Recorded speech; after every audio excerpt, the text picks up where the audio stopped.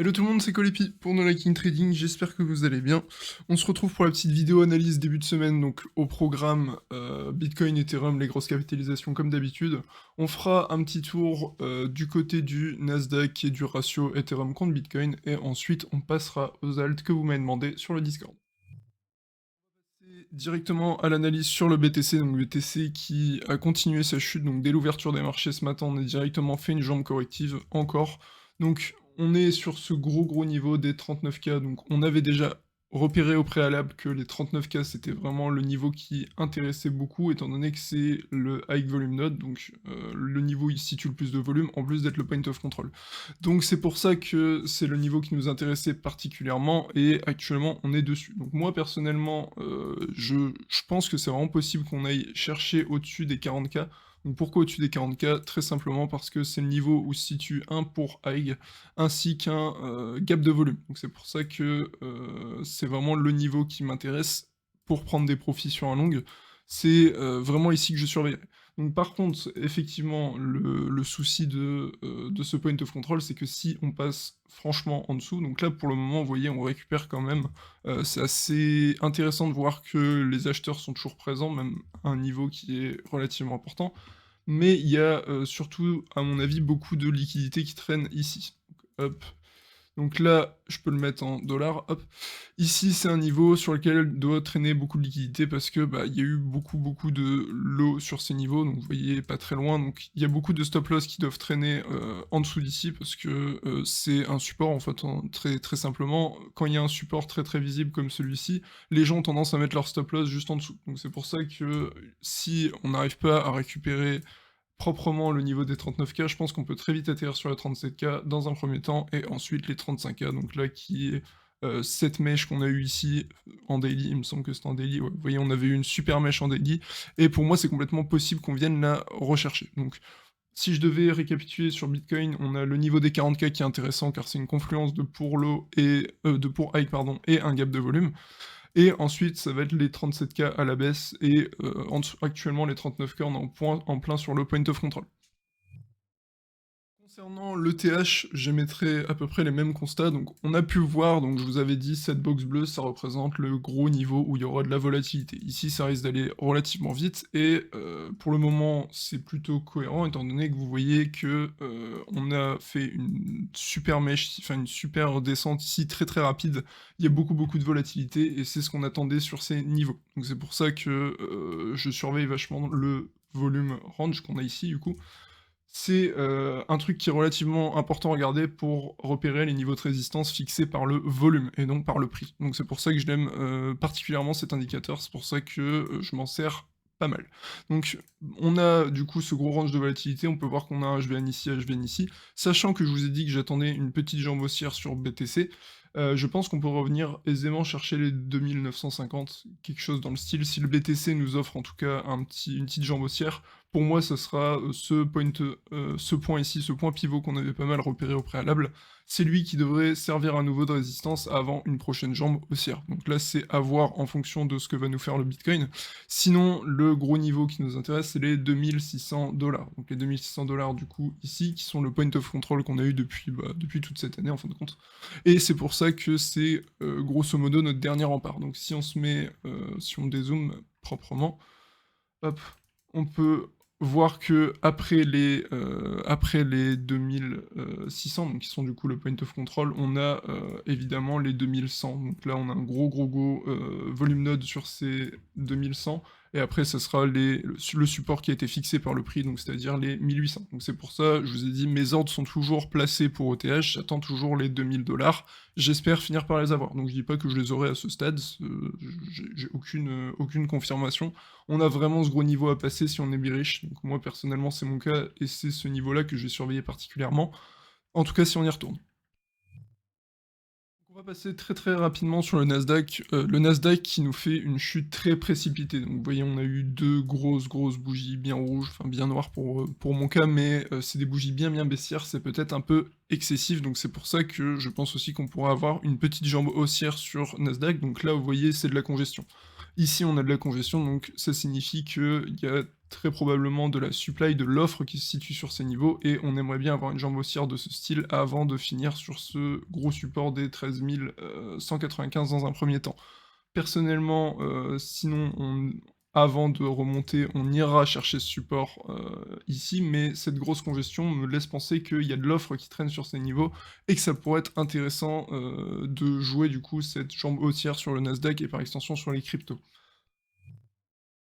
Le ratio, du coup, ETH-BTC, il est toujours relativement propre, en fait. Il est toujours, enfin, il tient encore le choc à ce stade, donc on a une belle descente ici, mais qui me paraît un peu scammy, donc un peu, fake.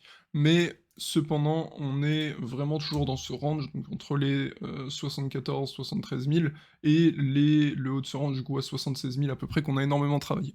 Donc on peut, évidemment voir que à chaque fois qu'on a eu, vous voyez là on a une belle mèche, elle a été rachetée, on a eu plusieurs belles mèches qui vont en dessous de ce niveau. On sent quand même une volonté boule derrière le ETH et on sent qu'il est quand même plus en phase avec BTC.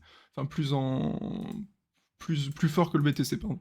Donc c'est pour ça que à ce stade, je le trouve encore relativement propre, mais on doit absolument conserver du coup ce gros point. Donc on a travaillé énormément les 73 120. Globalement, c'est vraiment le gros niveau que on a toujours racheté quand on y était, et c'est pour ça qu'il faut le conserver en priorité.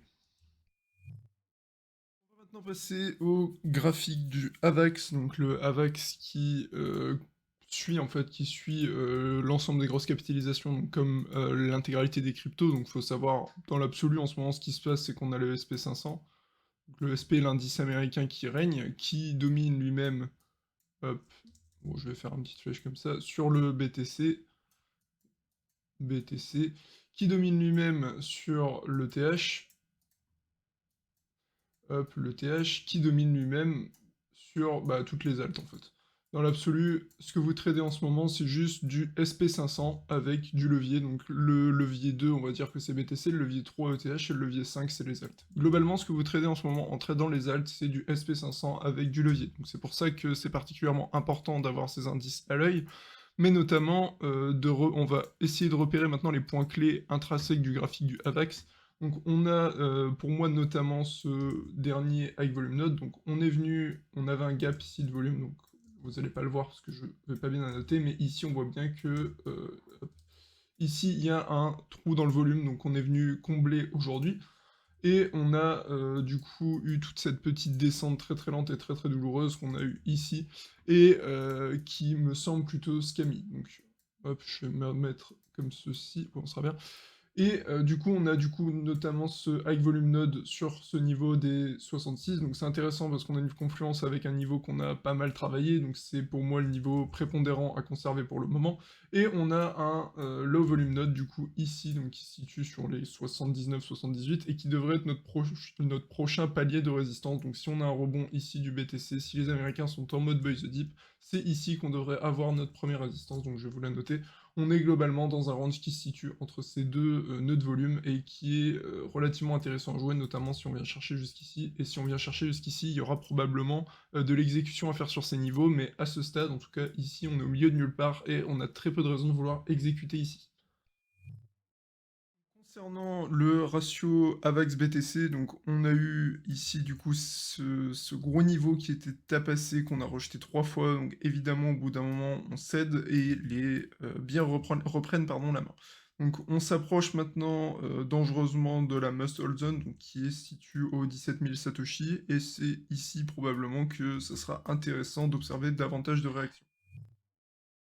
On va maintenant passer rapidement sur le sol, donc le sol qu'on a déjà pas mal étudié, on va dire. On avait notamment ce gros point pivot là, cette zone bleue que vous voyez ici, c'est un niveau qu'on avait déjà travaillé au préalable et qui s'est transformé en résistance après.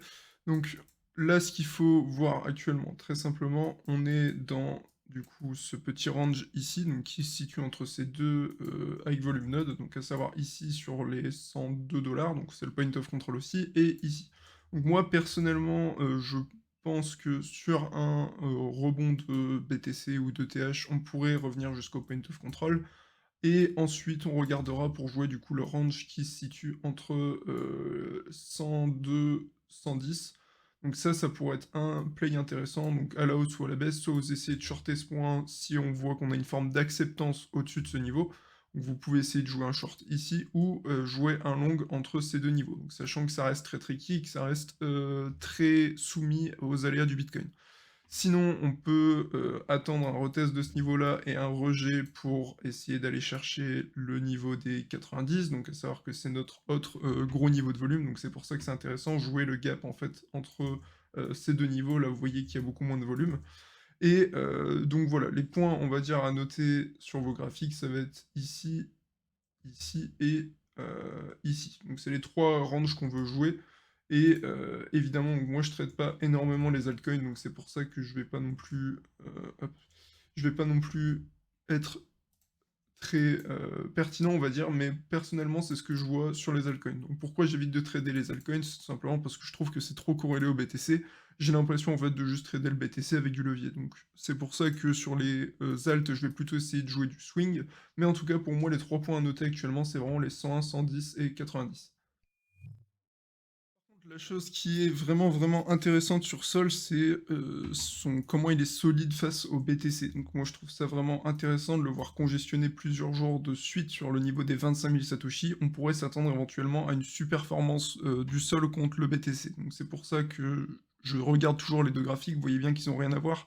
Ici on est toujours au-dessus de ce gros point pivot. Donc le Sol résiste encore bien à BTC pour le moment, et c'est ça qui m'intéresse, c'est pour ça que ça serait potentiellement plus intéressant de chercher des longs sur ce coin ou des achats spot que essayer de le shorter, ou bien shorter-le à un niveau qui paraît pertinent. Donc comme je vous ai dit avant, le volume node, il me semble des 111, me paraît très pertinent, mais on peut s'attendre éventuellement à une jambe haussière du sol.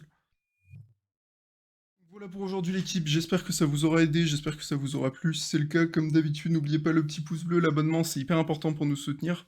Je vous invite également à rejoindre le Discord No Liking Trading, dont vous trouverez le lien dans la description. Et pour terminer, notre partenaire officiel pour trader les crypto-monnaies, c'est Bybit, et vous trouverez un lien de parrainage dans la description.